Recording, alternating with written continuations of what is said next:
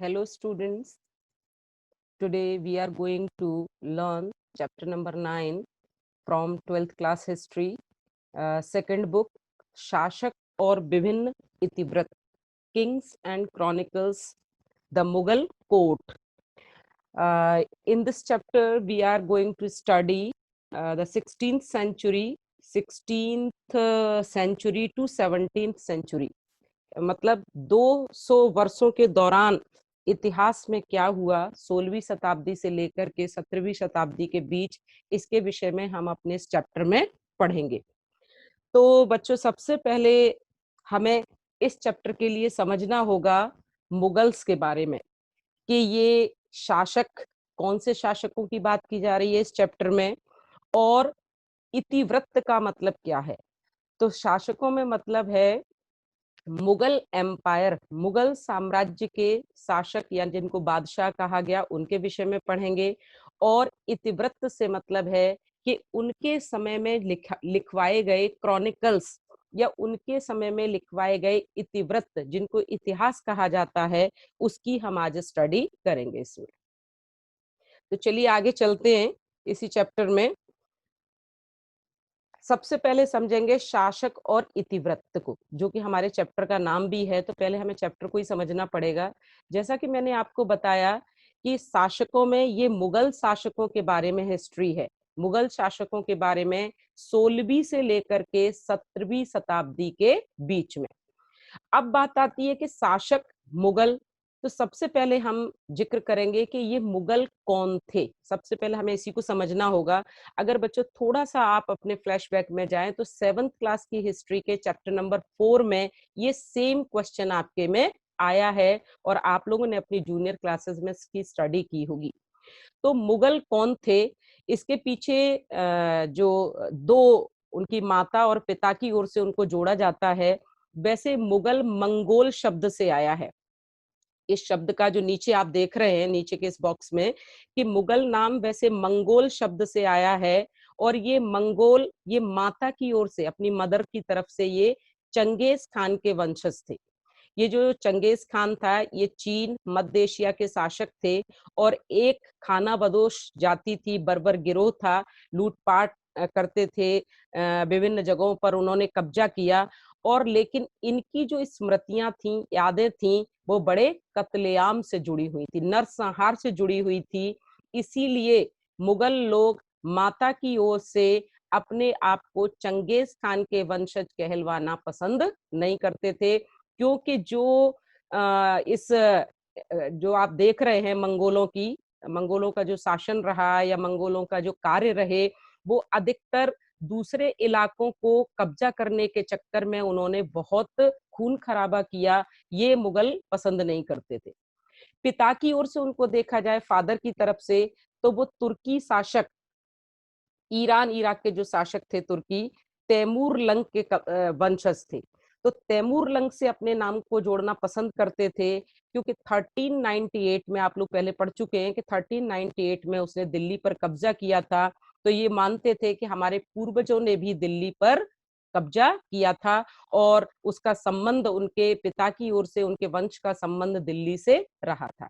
अब मुगल कहलवाने के पीछे थोड़ा समझते हैं कि ये मुगल शब्द, ये बच्चों 1 नंबर के क्वेश्चन को आपको ध्यान रखना पड़ेगा कि मुगल नाम मंगोल से आया है और भले ही वो पसंद नहीं करते थे, लेकिन इसी से वो पहचाने गए। 16वीं सदी में जब यूरोपीय लोग भारत में आए, तो उन्होंने इस शब्द का प्रयोग करना, उस समय जो शासक परिवार था उसके लिए इस शब्द का प्रयोग करना शुरू किया। एक आपने रुडयार्ड किपलिंग की किताब पढ़ी होगी, इसके ऊपर फिल्म भी बन चुकी है बच्चों, मोगली, जंगल बुक।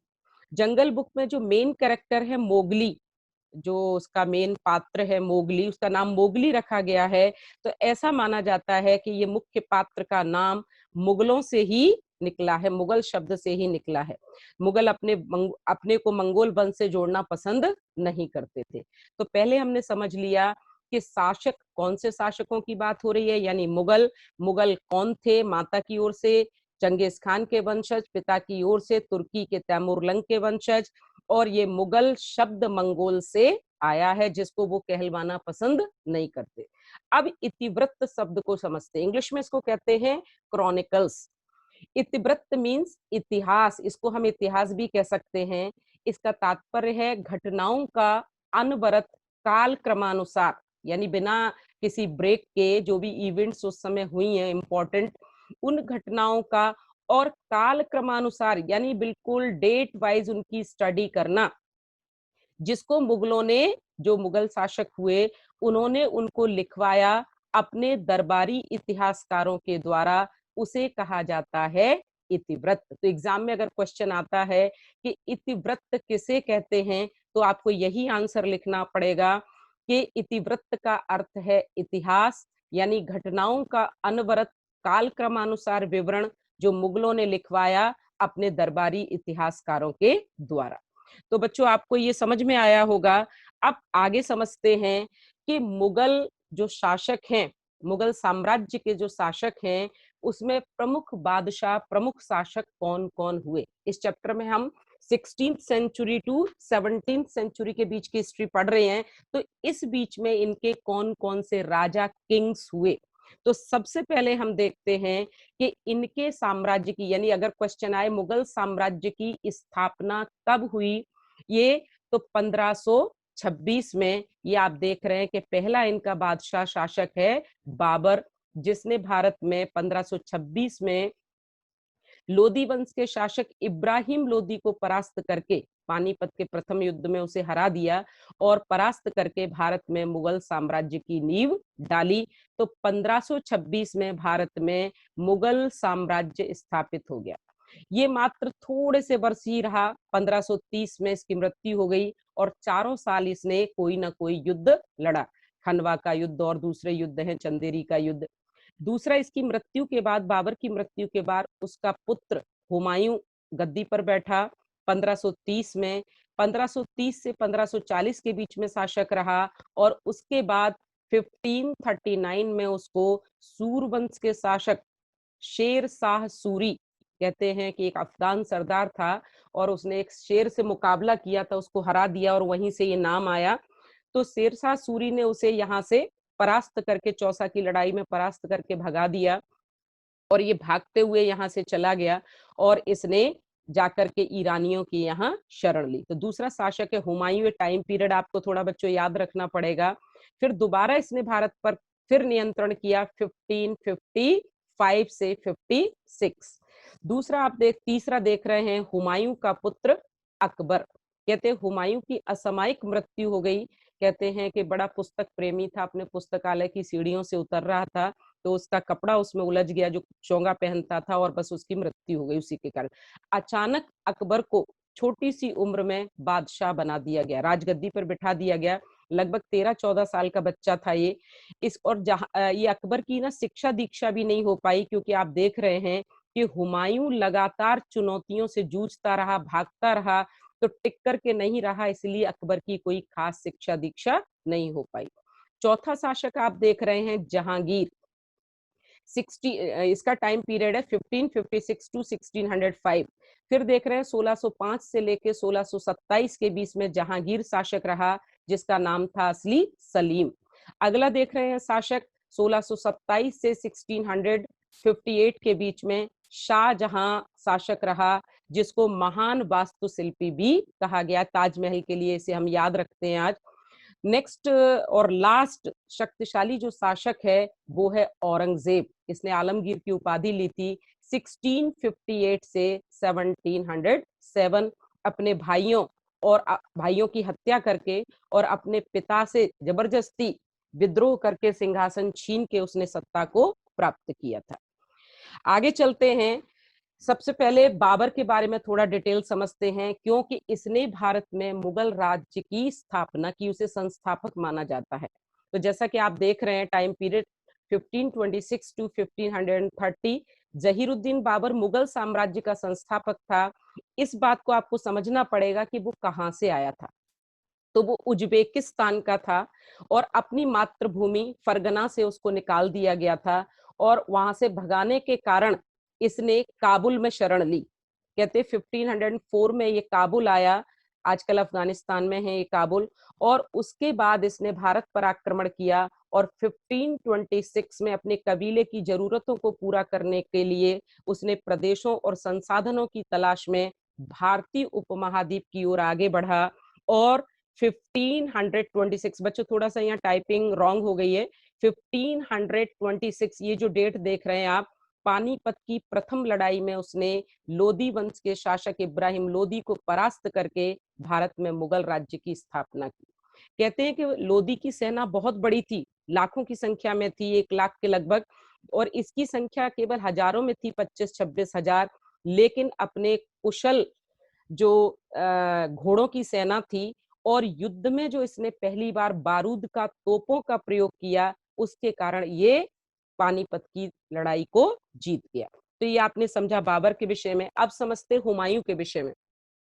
हुमायूं का कार्यकाल कठिनाइयों से भरा रहा। उसे कठिनाइयों से जूझते जूझते ही उसका जीवन बीत गया। साम्राज्य के भीतर अस्थिरता के कारण बाबर की मृत्यु उसके बेटे हुमायूं को उत्तराधिकारी के साथ कठिनाइयों की ओर ले जाती है। कुछ रईसों ने हुमायूं के चाचा मेहदी ख्वाजा को स्थापित करने की कोशिश की, यानी उसके परिवार के लोगों ने भी विद्रोह किए, हालांकि वो हार गए। यह हुमायूं की कमजोरी की ओर संकेत करते हैं कि वो अपने परिवार के विद्रोहों को भी नहीं दबा पाया। 1539 और 1540 में शेर शाह सूरी ने उसे हरा दिया और वो ईरान चला गया, अफगानिस्तान गया, और ईरान के सफावी शाह से उसने मदद ली और वहां टिका, कुछ समय शरण में रहा उनकी में। दोबारा उसने 1555 में दिल्ली पर कब्जा किया और 1556 में पुस्तकालय की सीढ़ियों से गिरने के कारण उसकी मृत्यु हो गई। अब समझते हैं हुमायूं के पुत्र, हुमायूं के जो पुत्र हैं अकबर के विषय में। उनका पूरा नाम है Jalaluddin Akbar. 1556 to 1605, near about 49 years तक उसने राज्य किया, यानी एक कम 50 साल तक वो भारत का बादशाह रहा। मात्र 13 वर्ष की आयु में उसे राजगद्दी पर बिठा दिया गया और वो शासक बन गया। शुरुआत में उसका एक बैरम खान नाम का संरक्षक रहा, लेकिन जब ये थोड़ा बड़ा हो गया तो इसने सत्ता अपने हाथों में ले ली और कहते हैं अपने संरक्षक की मक्का भेज दिया यात्रा करने के लिए, और कहते हैं कि रास्ते में ही उसकी हत्या कर दी गई। अगला शासक है जहांगीर, 1605 से लेके 1627 के बीच में रहा। नेक्स्ट है शाहजहां, 1628 टू 1648। नेक्स्ट औरंगजेब, जिसको आलमगीर कहा गया है, उपाधि है उसकी, 1658 टू 1707। और लास्ट मुगल एम्परर, बीच के हमारे ज्यादा सिलेबस में नहीं है, लास्ट मुगल एम्परर है हमारा बहादुर शाह जफर, जिसके बारे में आपने 8th क्लास में 10th क्लास में स्टडी किया होगा।